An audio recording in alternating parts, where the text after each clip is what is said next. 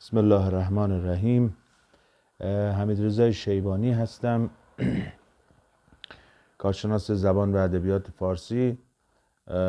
در این پیج قصد داریم که به مباحثی درباره زبان و ادبیات فارسی اشاره داشته باشیم، همچنین بتونیم کمک کنیم به شناخت بیشتر زبان و ادبیات فارسی. علاوه بر معرفی کتب به موضوعات جزئی هم میپردازیم.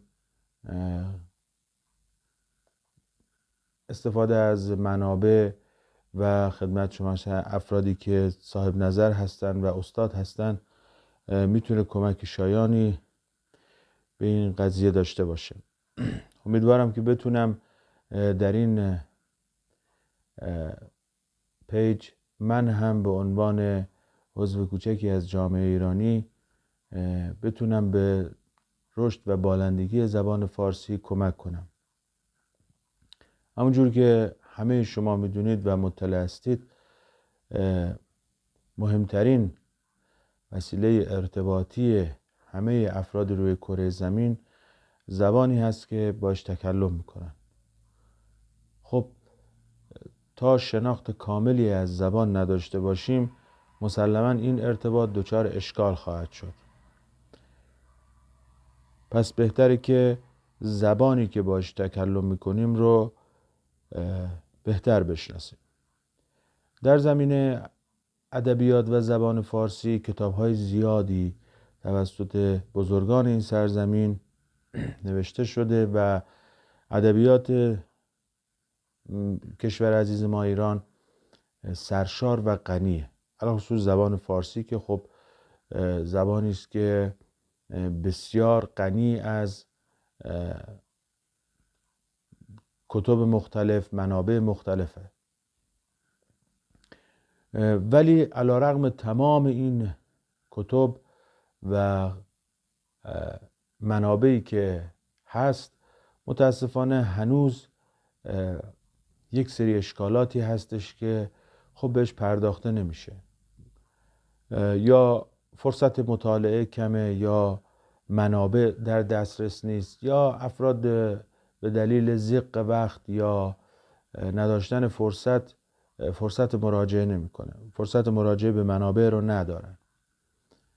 منم سعی کردم به عنوان یک عضوی از این جامعه بزرگ ایرانی و کسانی که به زبان فارسی تکلم میکنن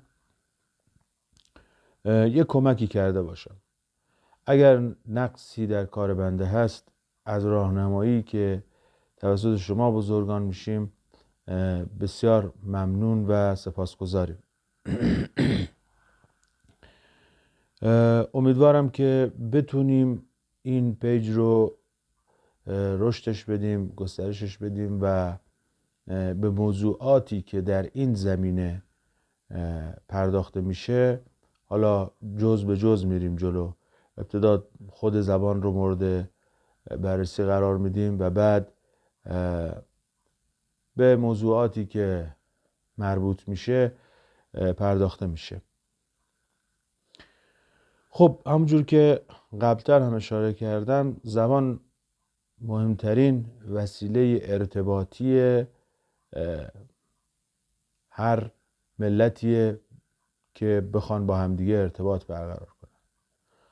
همونجور که میدونید زبان فارسی در آسیای میانه، سرزمین خودمون مثل ایران، سرزمین ایران، ترکمنستان، افغانستان و بخش‌های زیادی از آسیای میانه زبان فارسی صحبت میشه. زبان فارسی در درون خودش تغییرات زیادی داشته. علیرغم فتوحات اسلامی که خیلی از کشورهای اطراف ما الان به زبان عربی تکلم میکنن، ولی خوشبختانه شاکله زبان فارسی حفظ شده. تغییرات بسیاری گفتم در درون خود زبان فارسی انجام شده، از فارسی باستان به فارسی میانه و فارسی که امروزه داریم باش تکلم میکنیم تغییر داشته، ولی در مجموع اون شاکله حفظ شده و زبان فارسی امروز در دنیای جدید به عنوان یکی از زبان‌هایی